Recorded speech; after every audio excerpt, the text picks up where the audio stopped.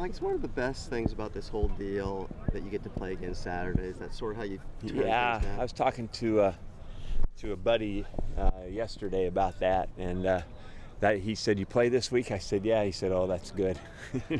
And that's right. That'd been hard to sleep on for 2 weeks. So, we're just back in the flow now of getting ready for a game, and I think they've responded well early part of practice this week. Coach, could you take one step forward, bro? Yeah. Thanks, appreciate it. Yeah. So what's different now, Coach? I mean, the Eastern Washington loss aside, what are you guys doing differently in practice this week to prep for Hawaii? Well, it all turns into the specifics of what Hawaii does.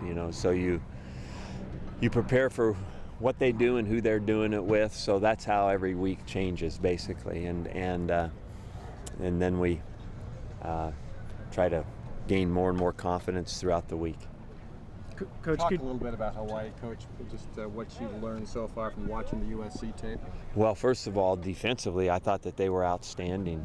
They really made it hard for SC to have any rhythm whatsoever. I think SC was 3 for 14 on third down, and the points they got on offense, which was 23, were very hard to come by. So, they're very disruptive. They they don't want you to run, so they really commit themselves to that, and they play a lot of good, tight man-to-man coverage. They have good, experienced secondary people, and then offensively, they're multiple. Norm Chow, scary, all the parts there you have to be aware of. Norm is the master of balance and action passes, and so it's a good football team. It's a good-looking team. You said they commit to the run. Specifically, what do they do, and what worked for them against USC? Well, they're committed, I said, to stopping the run. They're very sound, with everything that they do, and they basically play very, very sound, good gap responsibility and penetration style defense. Coach, after watching game tape, what do you think the biggest issue was defensively for you guys Saturday? I think probably it's every position had their key elements. I think it was basically gap control, rush lanes up front. I think it was cover down responsibilities in the second level, linebackers and nickels and dimes, and then basically being sound in the deep areas. I think that we were out of position, and so everybody's got issues there. Switching it back over to the offense really quick, Coach. Are you expecting Brandon Cooks to be good to go for Hawaii? Yes, I think Brandon, he was much better today, caught punts but pre-practice. I would expect him to do some practicing tomorrow, which will be good. How about Isaac, Coach? Isaac's been practicing, so I think that we stay on this course and we expect him to play. What did you think of Victor Boldin's debut on Saturday? How did he do for you? I think he handled the game fairly well, as far as nerves and being out there making plays on the kickoff return and then functioning going in and out of the game. I thought he did a pretty nice job. I think he's capable of much more. I think once he starts to settle down and see things a little better, he'll be better. Coach, is it still kind of the same thought process behind no tackling? Are you hoping to tackle this week in practice?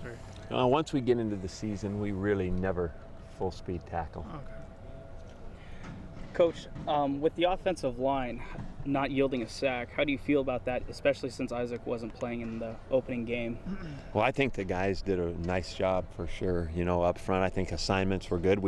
That didn't mean that we didn't get beat. I think Sean avoided and was forced to throw the ball away once, and one of the few throws that he missed was because of a pressure. So it wasn't like perfect, but it was good to not get sacked, and I think the pressure and the talent will get stronger as we go, so we're going to have to be better and better. After a tough loss like that, Mike, how important was it for a guy like Rashad Reynolds to step up in the locker room afterwards and give a message to his teammates? Well, I think it's good, for sure that players take leadership roles, and I think we got a lot of guys here that care, and those captains and those seniors in general, they're good. They're really good people, and they care. So they're gonna do stuff like that. They're not gonna let the whole deal die. Coach, what's kind of the deal with Costal, and are you hoping to have him ready to go? For Hope Hawaii? so. You know, I got to look at him day by day. Punted extensively today.